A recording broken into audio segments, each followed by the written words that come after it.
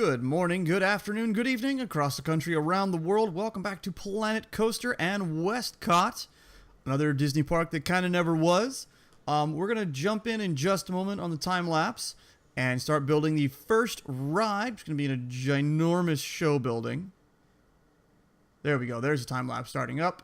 So like I said at the end of last episode, this park is going to have a fair number of rides, lots of rides, so it's not going to be kind of like Dead Spaces or just a show place that nobody visits. I want guests to go everywhere. I want the park to be busy, and I want to be utilizing priority entrance queues as well, because I want, like, the quote fast pass for a lot of these rides. Anyway, this front section of the park is reminiscent, very, very reminiscent of, what's it called? Of, oh, words are failing me. Of WestCOT in Florida. There we go. So we're gonna have some futuristic rides, some testing rides, some kind of interesting sciencey rides. And this one over here is gonna be the, oh gosh, I forget what it's called. The Looper, I believe is what it's called. I ended up naming it the Centrifuge. It's gonna be in a giant squared off building. And it's right up against the park boundary, so that kind of makes things a little difficult, but not insurmountable. There we go. And I ended up doing it the first time around out of the rough concrete, which is okay, but it's not quite what I wanted. The shape and everything turns out to be correct. It's just like what I want it to be, pretty much, or at least what I envisioned it to be. But then, like I said, because it's the rough concrete, you can't retexture that. You can't recolor that. So you'll see me in a minute. I'm going to go in here and do all this, and then I'll play with the colors and go, wait, I can't color it? Ugh. So that was kind of annoying. Yeah, here it goes. That's where I'm looking at colors, walls, colors. No, the concrete is stuck as that color. So I end up deleting the bottom corners. Yeah, the bottom corners and the top corners, and placing the smooth concrete there, because I liked the shape, I liked the dimensions of this for what I wanted it to be. And then do that. And then I select those 12 pieces, I believe, 12, 16, 12. Split them from the original building, they become their own building, and then just fill in all the spaces that was with the smooth concrete. And I think it starts off with this default kind of whatever that color is, darker-ish. I believe I lighten it all just a shade or two, just to get it a little bit lighter. There we go, throwing the roof on. And once I had like I said, the overall dimensions in, it was much quicker to just do it, again, really easy. And I think, yeah, here's going to be coloring. Yes, yeah, a little bit lighter. And then we work on the front, which is kind of one of the main features of it, because it's the opening to what this building would be. And if you've seen my other series where I play Kerbal Space Program, you should probably get an idea what this is. It's going to be a VAB. Yes, a vehicle assembly building. This is one of the NASA vehicle assembly buildings, if not the one. I'm not sure exactly. I believe that's an Apollo rocket there. They build them vertically, stack them up, put them on the crawler, and they crawl it out to the launch pad. Yeah, I wanted this to be a space ride. And here, poop, the Kerbal. The KSP VAB with one little Kerbal. That's probably Jebediah standing right down there. But I wanted this ride to be a space ride, hence the Looper, and it's going to be like a astronaut training centrifuge where they really put you through your paces of what it's like to be experiencing, you know, the G-forces and whatnot of being an astronaut. So that's the basic shape of the VAB. Then we get rid of that. There we go. And I knew I had a very good idea of what I wanted to put out in front of that as well. So the cues, I had also an idea of, okay, let's see, let's go over here, square, very square. I think I need to go and square it off with the, what's it called, with the grid selection. Let me bring it over here. Yes, excellent. It connects with the path there. So we wanted it to be a very straight run out from the entrance, or from from the entrance, the big garage doors, whatever, of the vehicle assembly building, because I wanted it to do just what it does, and we'll get to that in a little bit. But here we're going to put in the exit path, and I'm kind of looking at the overall park shape. Over here we're fleshing out the plaza a little more. I think those 2x4 squares, we're going to put some little parks, or not parks, but some planters, plants, and trees and things like that. Kind of have some vegetation there, so it's nice. Here we go, enabling the priority pass, the exit to the entrance, and straight down here. I don't think many guests are going to use this, at least not right away. I do end up letting guests into the park, I think, in this episode. But I wanted it because it just was fitting. And, oh, yes, I found this texture, and I was really happy with it. It looks a lot like concrete. It's reflective. It's got some... It's great. It's a beautiful texture. I really am really happy with finding it. Quite happy. Yeah, I was really happy with that giant show building. I'm hoping it's not too huge. It doesn't end up being its own weenie. I really don't want it to be. It's going to be a weenie either way, no matter what I want. And if you aren't familiar with what the term weenie means, well, you need to watch Silverette's videos. But also, a weenie is like in Disneyland. It's the castle. On at the end of Main Street. It's a big thing that draws your eye. A weenie would be, like I said, the castle or the Matterhorn, or let's see, in Epcot in Florida, it is Spaceship Earth, that giant ball. At Hollywood Studios, it was the Sorcerer's Hat, if that's still there. If not, it's the Gromit's Chinese Theater. Yeah, the weenie is that it's like, a hot dog on the end of a stick that attracts the dog to it. It's a weenie. That's a Walt Disney. That's a Disney phrase. That's an official phrase. You can find that in real Disney documentation about what the park weenie is. Like in California Adventure, it's kind of the Carthay Circle restaurant and lounge when you're coming in through Buena Vista Street at the first, and then when you get further in, Cars Land, Screaming in the Ferris Wheel, and now former Tower of Terror former Hollywood Tower Hotel becoming Guardians of the Galaxy. It's all wrapped in scaffolding right now, being worked on every day. They make a whole bunch of noise. But those are the weenies. Anyway, I don't really want this to be too much of a weenie, but it's going to be something off to the side that's going to be huge anyway. I guess I have to build the central weenie to be a bit bigger. Anyway, you saw me building a moment ago off to the side there, that platform there that I'm going to come back to in a moment. That's the launch pad. That's where you build the rocket inside the VAB, you put it on the crawler, it crawls out to the launch pad, and it blasts off from there. And we're going to use all the art shapes. Is that what they're called? Art shapes? I think that's what they're called. The art shapes to build a rocket. And at first I was kind of like, I think I can do this. I don't know.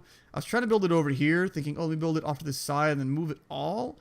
But I was kind of like, no, you know what? Yeah. And then I wanted to kind of do different sections. I'm like, wait, hold on. Let's just go over here so that it's centered. And we can do F and get it nice and centered over that piece. There we go. And we pull it up, and it becomes a nice rocket, and it flares out. And these pieces actually really lend themselves to building a rocket. I was really pleased with how this all turned out. So we're building kind of the first stage there. That yellow part's kind of supposed to be like a fairing, and there's a rocket under that, or whatever, or a separator, decoupler, if you will. But yeah, with these. The shapes, they correspond in terms of, at least the circular ones, they correspond in radius. So they line up really nicely. And if you select and Control X and whatever, you can copy things straight across, and it works out really nicely.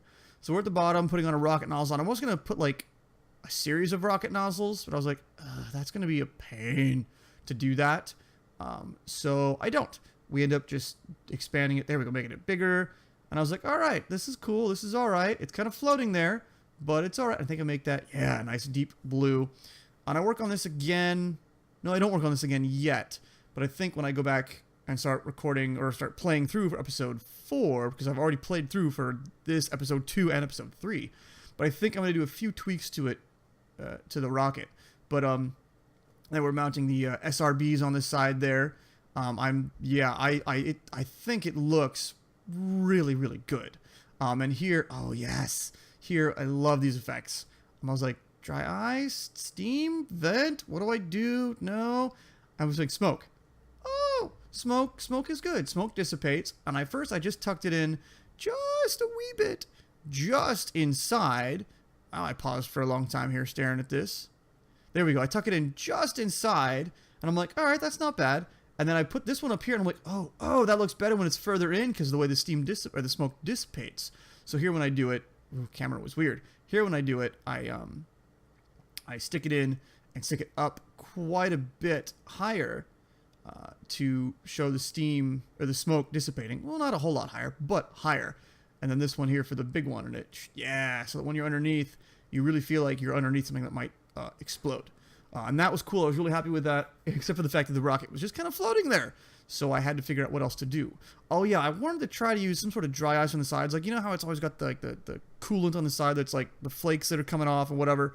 But the dry ice kind of dissipated a little too much. It didn't look quite right. It would have been too much. To make it cover the whole thing, it would have just been so much. So I said, nope, never mind. So at this point, I'm like, all right, this thing's floating in the air. Kind of unrealistic. We got to do something with it. So we go with the iron beams, the iron girders, I think they're called, something like that. And I build this truss framework over here. It's kind of like the launch tower, kind of, sort of. Yeah, I never worked with these pieces before, so it was kind of I don't want to say a challenge, but it was a learning curve. But there's 4 pieces, and they don't all, like the 4 meter ones are like really thick and beefy, and the 2 meter ones are really like the letter I, really skinny I beams. So that took a little bit of adjustment to get that correct. And then they weren't stretching, so I extended it, but then there was so much Z-fighting and clipping, I really didn't like it. So pretty quickly, I think I go through and, after I do this side, I go through and I eliminate the extra one, and I just shrink this down so that there's no Z-fighting, there's no doubled up stuff, because it just looks stupid, and it's more parts. Why do you need all those extra parts? So, yeah, here we go. Delete, delete, delete, delete, delete. And I take the half of it, squeeze it in one way, and the other half, and squeeze it in the other way. There we go. And then I think I add some cross beams here. And these guys do a little bit of Z-fighting because, I have to, but it's not as noticeable. And that becomes the main frame for the tower. And just throw it up and up and up and up. Copy up, copy up, copy up. I think 2 more. Yeah, there we go. Good. So that's kind of the side-mounted launch tower. That is going to extend and have the fuel pumps, the fuel lines and things like that go to the actual ship. At this point, it's been retracted a little bit because it's far away, but I do add, I think next episode I add some like electrical cables, but I think, this I think if I'm doing what I think I'm doing, yes. Yeah, this, I was like, what piping? Ooh! And I found these big old sci-fi pipes, and I really like it, because it looks like it's, the support stiff that would be going up to a rocket like this.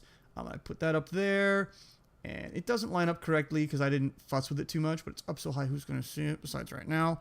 And I was like, yes, here is the dry ice. So I stick that in there, and that really looks like you just fueled the thing, and they pulled it away, and the fuel's kind of, the cryogenic stuff is just kind of spilling out. I was really happy with that.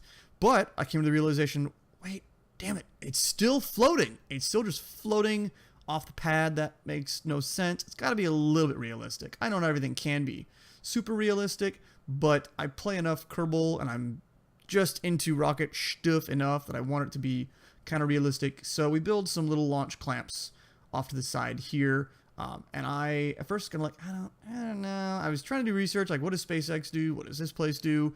And I kind of came up with my own little hybrided thing. So we're going to have this A-frame launch cradle on this side. We copy paste it to the other side, and it's stuck in there to that central piece. And we put 2 other little, prongs that stick out further down that support kind of the SRBs. And my thinking would be, 3, 2, 1, or whatever. When you reach the countdown, main sequence ignition, you light the engines. Yep, they're good. Okay, pop the launch cradle. They would fall back to fore and aft, whatever, and then it launches off into space. But I ended up, I'm really happy with how this all came out. I know I said a lot about my shtiff, but this, I have impressed myself with this. That might sound a little cocky, but I really like how it turned out. Let's see. Yeah, and we end up framing it down here. A little bit of Z-fighting again, but not the end of the world. And there. And I think we send it some, verticals. And then it's off of these verticals that we end up attaching the 2 little arms stick into the launch cradle. It's like, okay, that one little piece isn't enough. And I might go through and reinforce this whole thing just a little more. because that one beam connected to that one point doesn't look that great. I might give it some diagonal supports or something else to beef it up a bit. So that's the launch clamp, and then we copy paste. There we go. And I copied a little bit of the actual launch tower. There, you see it sticking out to the side there. But I was like, oh, we can get rid of that. Just slide this guy over into place and clamp it, and it's good. And then delete, delete, delete, delete. Something interesting about a lot of copy pasting is they don't rotate off the parts that you think they will or the parts that you want them to, but it's manipulable and it's doable. It's not the end of the world. Here I'm finally dropping in some mechanics and janitors to keep things clean and functioning. And I think, yeah, centrifuge. Priority pass, blah, blah, blah. I'm waiting. I want to train these guys up just a little bit so that they're not too terribly grumpy. And we invite our first guests into the park. And a bunch of them go on the ride, cleaning things up, because that's where they're going to go. Planet Coaster puts a lot of people on the rides, whereas Roller Coaster Tycoon 3, more people will be like, nothing to go on here. What's the point? But here, a lot of them do go on the ride. It's nice. Yeah, I was really happy with that dry ice there. And there was this weird thing where everybody wanted to go to the ATMs, or everybody was just getting stuck at the ATMs thing. I don't know what that was about. It was kind of disconcerting. I think it ends up clearing itself up later, but it was a little annoying in the beginning. Yeah, and there's the centrifuge going. This is the first of 2 episodes for this ride. I think I'm going to focus each of the big rides like this with 2 episodes. One to get it kind of started and one to get it fleshed out. And that's definitely what we do on the next one. And here I am just kind of watching it go and playing with it and testing it. But that's going to be it for this episode. Thanks for watching. Thanks for hanging out. If you hit subscribe, tell your friends, tell your neighbors, pass the word. I will catch you later.